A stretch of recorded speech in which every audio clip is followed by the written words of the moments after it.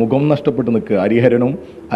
ഹരിഹരനെ പിന്തുണക്കുന്ന കെ രമ ഉൾപ്പെടെയുള്ള UDFിൻ്റെ നേതാക്കന്മാർ ആകെ ഇന്ന് കേരള സമൂഹത്തിൽ ഒറ്റപ്പെട്ടിരിക്കുക, ജാള്യത കൊണ്ടിരിക്കുക.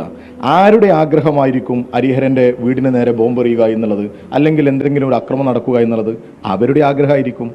അതുകൊണ്ട് അതിൻ്റെ പിന്നിലൊക്കെ ആരാ എന്നുള്ളത് പോലീസ് കണ്ടെത്തട്ടെ. അപ്പോൾ നമുക്ക് മനസ്സിലാവുമല്ലോ ആരാണ് ഇതിൻ്റെ പിന്നിൽ എന്നുള്ളത്.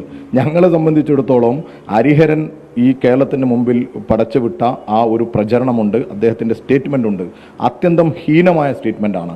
വെറുക്കപ്പെടേണ്ട, ഏറ്റവും കൃത്യമായി എതിർക്കേണ്ട, ചെറുത്തു തോൽപ്പിക്കേണ്ട വാക്കുകളാണ് അദ്ദേഹത്തിൻ്റെ ഭാഗത്തുനിന്നുണ്ടായത്. അതിനെ അങ്ങേയറ്റം അപലപിച്ചുകൊണ്ടാണ് ഞങ്ങൾ മുന്നോട്ട് പോകുന്നത്. കേരളത്തിലെ എല്ലാ വിഭാഗം ജനാധിപത്യ വിശ്വാസികളും അതിനെതിരെ രംഗത്ത് വന്നുകൊണ്ടിരിക്കുകയാണ്. ആ സമയത്ത് ഇങ്ങനെ ഒരു പ്രയോഗം നടത്തി അത് CPMനെതിരെ കൊണ്ടുവന്ന്, അല്ലെങ്കിൽ ഇടതുപക്ഷത്തിനെതിരെയൊക്കെ കൊണ്ടുവന്ന് അങ്ങ് ശ്രദ്ധ മാറ്റിക്കളയാമെന്ന് ആരെങ്കിലും, ഇനിയിപ്പോൾ ഏതെങ്കിലും രമമാർ കരുതുന്നുണ്ടെങ്കിൽ അത് അങ്ങ് കയ്യിൽ വെച്ചാൽ മതി.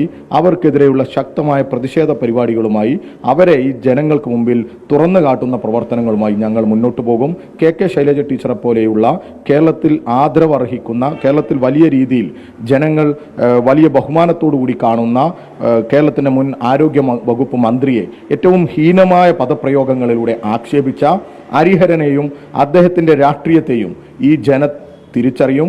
ആ ജനത്തെ ഈ ഹരിഹരൻ്റെ യഥാർത്ഥ മുഖം അറിയിക്കുന്ന തരത്തിലുള്ള പ്രചരണ പ്രവർത്തനങ്ങൾക്കും നിയമ നടപടികൾക്കും ഞങ്ങൾ മുന്നോട്ട് പോകും. ഇതിപ്പോ ഈ RMB തന്നെയാണ് ഇതിന് പുറകിൽ നിന്നാണോ നിങ്ങൾ